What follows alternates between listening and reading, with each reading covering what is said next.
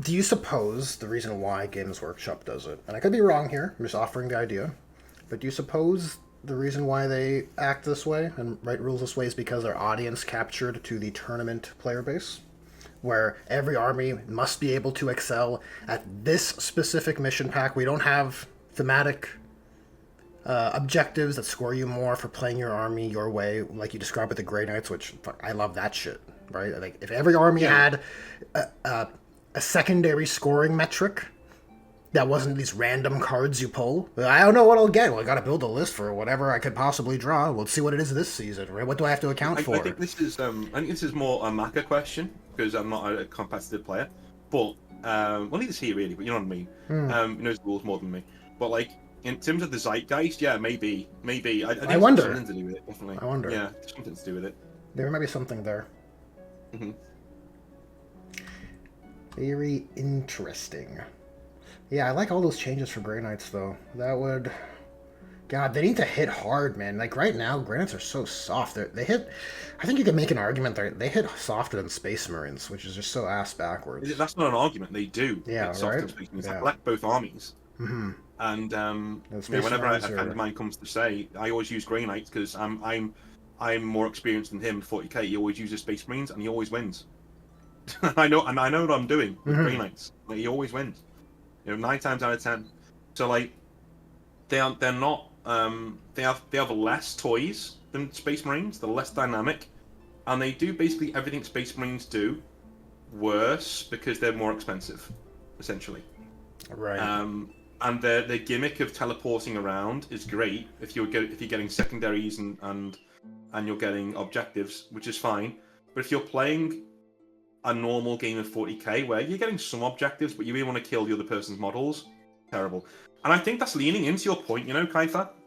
Because if I play Grey Knights in a tournament way, they're much more powerful. Like I'm capping this objective, dude, and I'm holding this objective, I'm getting this secondary. Dude, that's boring. I want to kill the other guy. Like, why can't I just do that? Like, why can't I do what Grey Knights are meant to do? Grey Knights don't hold objectives. They cut the heads off of massive, great big demons. Like, what's wrong with you? Like, we couldn't give a shit about... Like, there are parts of the lore where the Grey Knights go in, and the Imperial Guard go, yes, we're saved. They go in, kill one big demon, and leave. Because they're just like, yeah, our job's done. We're not here to kill the chaff. Fuck yourself. Like, that's our job. We kill the big demon guy. It's like Dark Angels coming in and killing only the Fallen, then leaving. This is what they do. Yeah, I just... That, to your point, I think it is a lot more salient, because I've just hit on it there, haven't I? Where the minute I start playing Grey Knights in a way where I'm actually trying to cap all these objectives and score all these points, quote-unquote, it's so... okay. I think, as you're laying it out, I agree with what you're saying. It makes sense, and it's very, like, ugly, because, ironically, like, they're worse at playing thematically than... than they are playing unthematically. Yeah. You're like, oh, that's a marker for a terrible standard of rules writing, if there was one.